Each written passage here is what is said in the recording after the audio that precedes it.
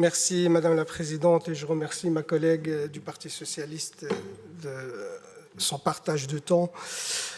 Il est clair que la manière avec laquelle cette discussion est organisée nous laisse sur notre faim et je trouve que ça ne répond pas du tout à la gravité de la situation. Et j'aimerais ici aussi, à mon tour, présenter mes excuses au peuple palestinien sur le manque de dignité dans ce Parlement, dans le traitement de cette problématique. Parce qu'aujourd'hui, nous vivons en direct le massacre d'un peuple. Nous vivons en direct le génocide d'un peuple. Et que dans notre pays, qui est un allié de l'État d'Israël, qu'il a toujours soutenu, aujourd'hui, même dans le cadre d'un génocide, même dans le cadre de crimes de guerre et de crimes contre l'humanité, et ce n'est pas des éléments que j'invente, c'est des propos qui ont été avancés par la Cour internationale de justice, la Cour pénale internationale même le procureur a demandé même qu'il y ait un mandat d'arrêt contre Benjamin Netanyahou, le Premier ministre du gouvernement d'extrême droite en Israël. Et face à tout cela, notre État reste insensible. Zéro sanction contre l'État génocidaire. Et oui, je le dirai, et je le répéterai, et je le dirai autant de fois que je pourrai, l'État génocidaire. Parce que c'est exactement à cela qu'on est confronté aujourd'hui.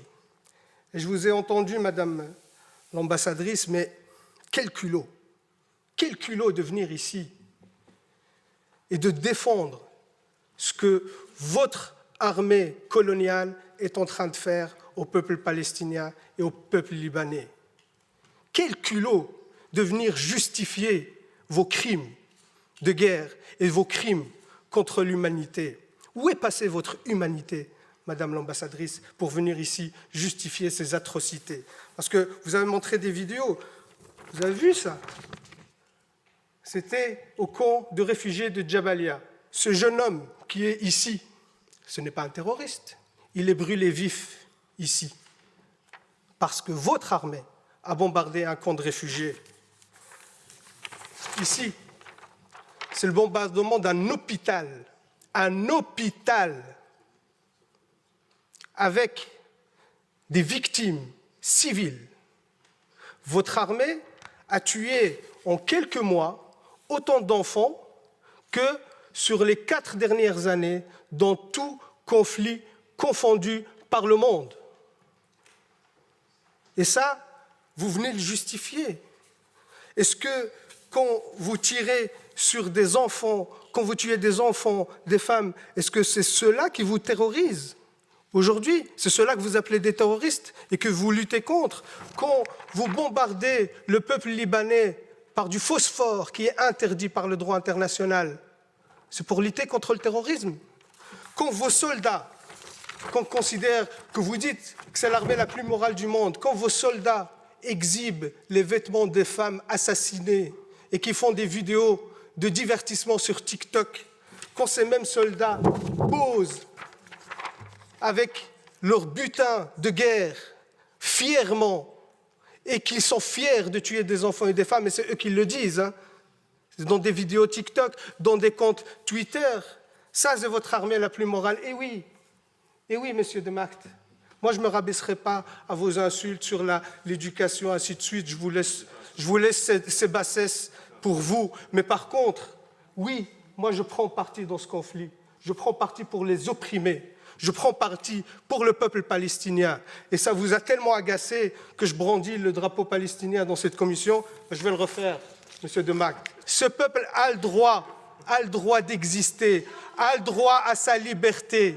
Ce peuple a le droit à son indépendance. Ce peuple a le droit à la dignité. Et vous les combattez. Vous faites un nettoyage ethnique. Vous faites un génocide contre le peuple palestinien sous prétexte de lutte contre le terrorisme, alors que c'est vous, l'armée la plus terroriste dans la région. C'est vous les vrais terroristes. C'est vous qui colonisez la Palestine depuis 76 ans. 76 ans. Il n'y avait pas de 7 octobre depuis 76 ans.